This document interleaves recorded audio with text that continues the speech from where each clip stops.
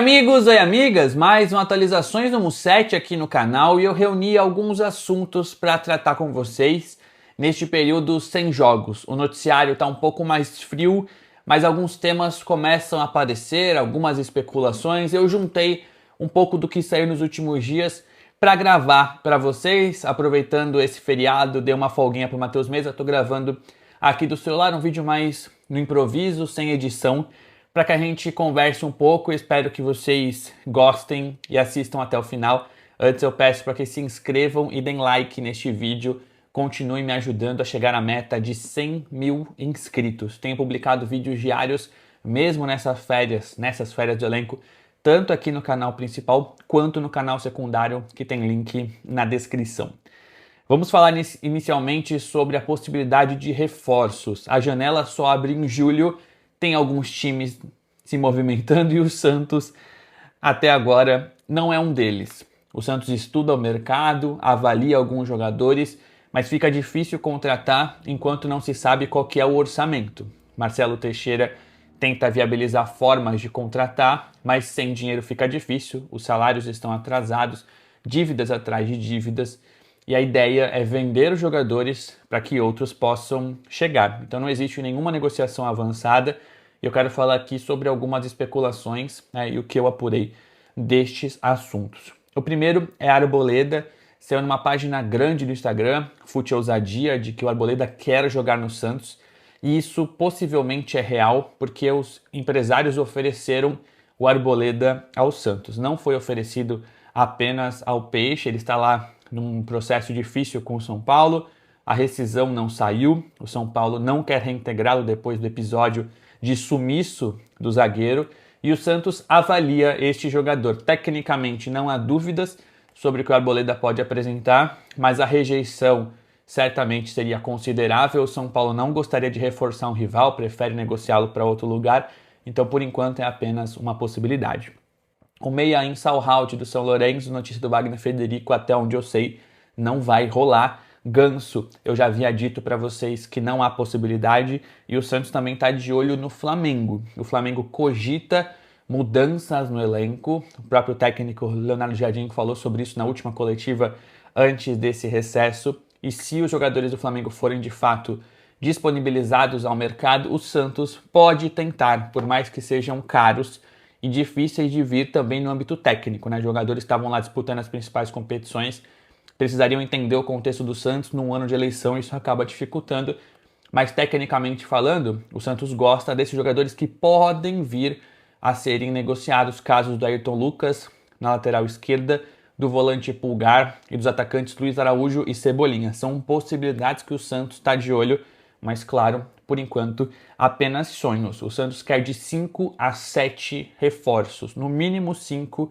talvez chegar a 6 ou 7, já falei aqui. O Santos quer zagueiro, lateral direito, lateral esquerdo, volante e ponta. Se for possível, buscaria 2 para o meio campo e 2 para o ataque. Sobre as saídas, o Santos quer fazer dinheiro com alguns jogadores que não são tidos como indispensáveis, como é o caso, por exemplo, do Robinho Júnior, que até agora não recebeu proposta. JP Sherman, que está emprestado ao Curitiba, pode ser negociado. Cabaleiro, que está na Copa do Mundo pelo Paraguai, tem sim o interesse do Portsmouth em continuar com ele, porque o empréstimo vence agora em junho, mas o Portsmouth não chega no valor da opção de compra, que é de 30 milhões de reais. O Santos prefere aguardar, vai que o Cabaleiro se valorize durante a Copa e pinte mais dinheiro. Outra dúvida está no Neymar. O Neymar foi para a Copa do Mundo com a seleção brasileira sem dizer se volta. A princípio, por força contratual, ele volta, o vínculo termina em dezembro, mas existe dúvida e o futuro do Neymar está muito atrelado ao que o Brasil conseguir fazer na Copa, ao desempenho do próprio Neymar.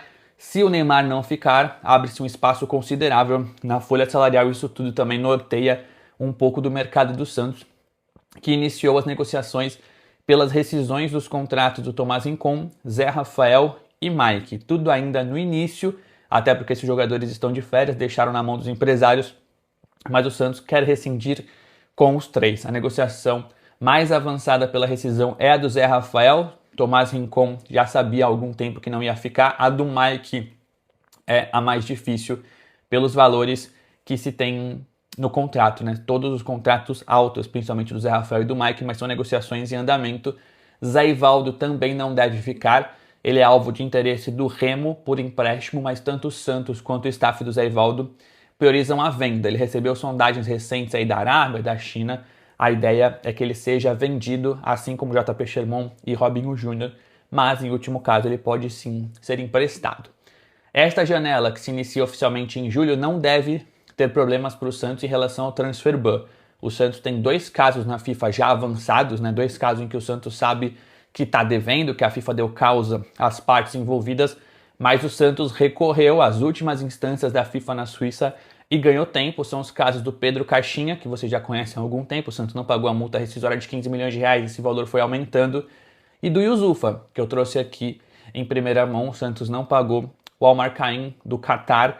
Então são valores que foram crescendo. No caso do Yusufa são valores menores, cerca de 1,5 milhão de reais, mas o Santos não fez acordo, recorreu na Suíça. O caso do Caixinha está na frente.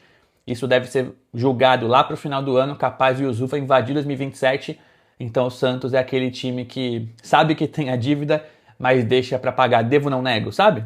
Pago quando puder. Esses são os casos do Santos, que deve ter a liberdade em termos de FIFA para contratar, não deve sofrer transfer ban, pelo menos nos próximos meses. Ainda sobre elenco, 2 negociações em andamento de renovação. O Santos renovou com o goleiro João Pedro e negocia tanto com o Escobar quanto com o Miguelito. A do Escobar está em estágio inicial. O Escobar tem vínculo até o final do ano e quer um contrato longo para ficar.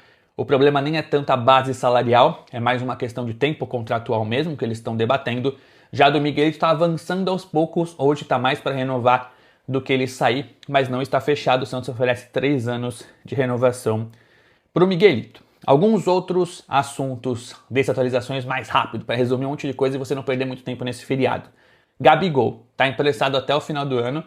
Saíram notícias de que o Cruzeiro pode vender o Gabigol no meio do ano. Pode, uma possibilidade, não dá para descartar nada no futebol.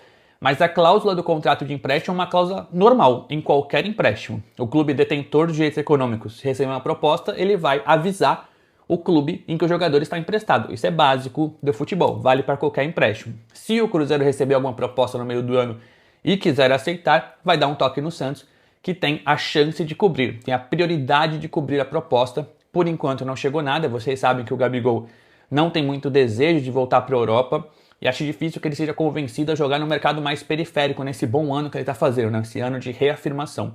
Acho que o Gabigol continua e vai ser um problema pro final do ano, porque o contrato de empréstimo não tem valor fixado para compra. Então o Gabigol está metendo gol a rodo, vai ter que negociar com o Cruzeiro um valor, mas esse deve ser um tema para depois.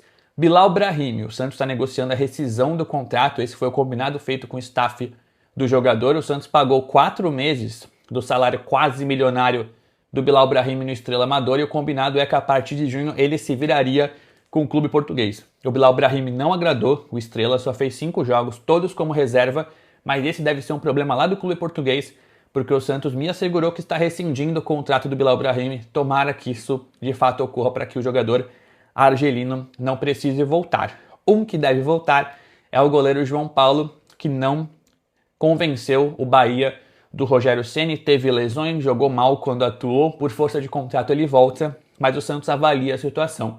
Se o Gabriel Brazão for vendido, sim, ele pode ser reintegrado, é um nome que Cuca e Azul já conhecem, mas por enquanto ele é uma opção do mercado.